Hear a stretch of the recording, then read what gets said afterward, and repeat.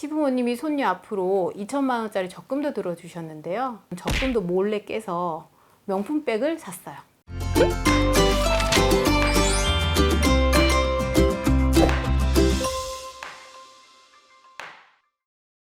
안녕하세요. 굿로이어 이미숙 변호사입니다. 절대로 결혼하면 안 되는 남자 넘버 3에 대해서 알려드렸는데요. 오늘은 절대로 결혼하면 안 되는, 결혼하면 인생 망하는 여자 유형 넘버 3에 대해서 알려드리려고 합니다. 첫 번째는 바로 사치 심한 여자입니다. 사치가 심한 여자는 결혼 전에는 굉장히 매력적으로 보일 수가 있습니다. 당연히 외모를 가꾸고 좋은 옷에 좋은 가방 들고 다니니까 너무 매력적으로 보이겠죠. 그런데 이렇게 사치 심한 여자 결혼하면 큰일 납니다. 실제로 여자가 사치가 심해서 이혼한 케이스가 있나요? 그럼요. 이런 사건이 있었는데요. 여자는 평범한 회사원인데 얼굴이 되게 예뻤어요. 주위에서 이 남자 저 남자 소개를 엄청 많이 해줬는데요. 부잣집 남자가 한눈에 반해서 막 쫓아다녀서 결혼을 했습니다. 남자 집에서 한강 뷰 보이는 아파트도 한 채 사주고 외제차도 사주고 딸도 낳고 잘 살았는데요. 그런데 결혼해서 보니까 이 여자 카드값이 장난이 아닌 거예요. 혼자 백화점 다니고 마사지 받고 피부과 다니고 이렇게 그냥 쓰는 카드값이 평균 몇백만 원, 뭐 수시로 600만 원, 700만 원 나올 때도 있고요. 한 번은 카드값이 1000만 원 나와서 남자가 카드 내역서 봤더니 명품 매장에서 700만 원짜리 옷을 한 벌 샀더래요. 그리고 여자가 퇴근하고는 애를 안 봐요. 여자가 매일 헬스하고 골프 치고 얼굴 마사지 받고 10시, 11시쯤 집에 들어간다고 하시더라고요.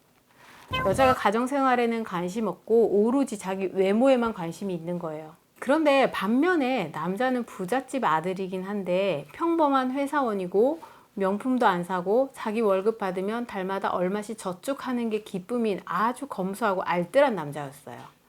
여자 신용카드 값이 남자 월급으로 감당이 안 돼서 여자랑 맨날 싸웠어요.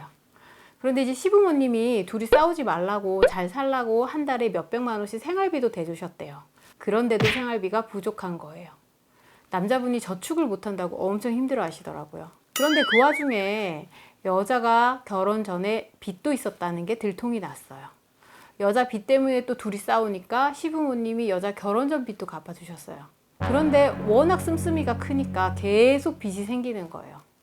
시부모님이 손녀 앞으로 2천만 원짜리 적금도 들어주셨는데요. 그런데 여자분이 시부모님이 딸 이름으로 들어준 적금도 몰래 깨서 명품백을 샀어요.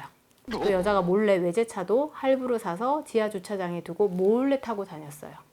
결국은 남자가 참다 못해 이혼 소송을 했습니다. 그럼 이혼 소송 당하고 여자는 잘못했다고 반성을 하고 했나요?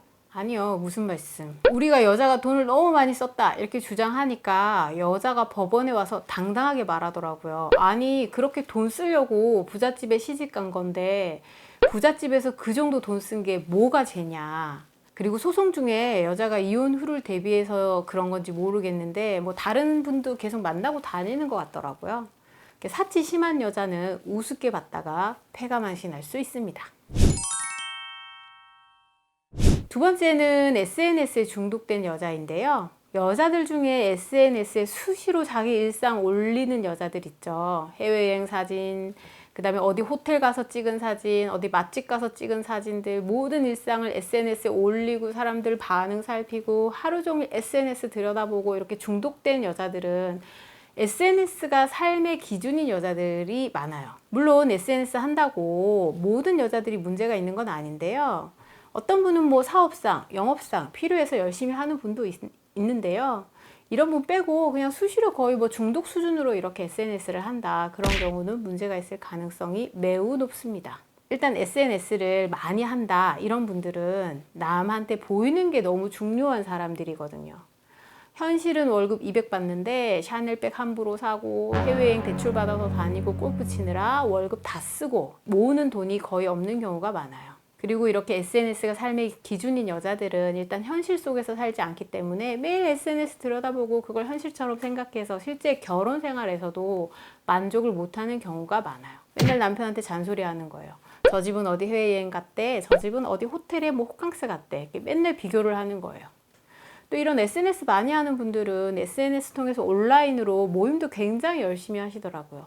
그런데 이런 뭐 온라인 소모임, 뭐 오픈 채팅방 이런 온라인 모임 열심히 하다가 그게 오프라인 모임까지 이어져서 바람나는 경우도 종종 봤습니다. 또 이런 여자분도 봤어요. 남편이랑 부부싸움을 하기만 하면 SNS에 올리고 남들한테 내가 잘했냐, 남편이 잘했냐 평가를 해달라고 하는 거예요. 댓글에 남편이 잘못했다 쭉 달리면 이거 보라고 사람들이 다 당신이 잘못했다라고 하면서 SNS에 내 가정사를 계속 올리고 사람들한테 판단을 받는 여자도 있습니다. SNS 열심히 하는 여자들이 다 문제가 있는 건 아니지만 잘 따져보고 피하시는 게 좋습니다.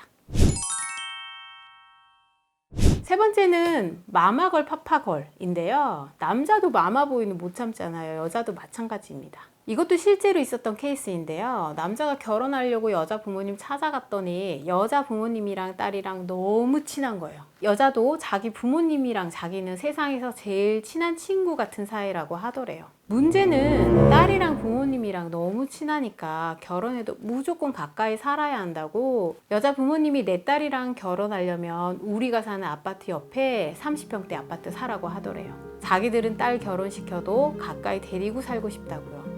그런데 여자도 부모님이랑 가까이 살고 싶다고 무조건 집을 부모님과 같은 아파트에 얻어달라고 하는 거예요.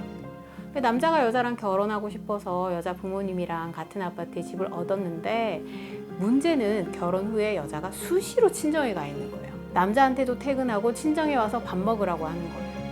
남자가 밥은 집에서 좀 먹고 싶다 이렇게 하니까 아니 우리 엄마가 다 차려준다는데 뭐가 문제냐 이러더래요. 또 여자가 결혼 생활에 있는 모든 일을 친정 어머니한테 다 얘기하는 거예요. 엄마랑 딸이랑 친구 같은 관계인 거죠. 그러다 보니까 장모님이 수시로 사위한테 전화해서 이거는 이렇게 하게, 저거는 저렇게 하게 이렇게 간섭을 심하게 하는 거예요. 그러다 둘이 한 번은 싸웠더니 장모님이 바로 호출을 하시더래요.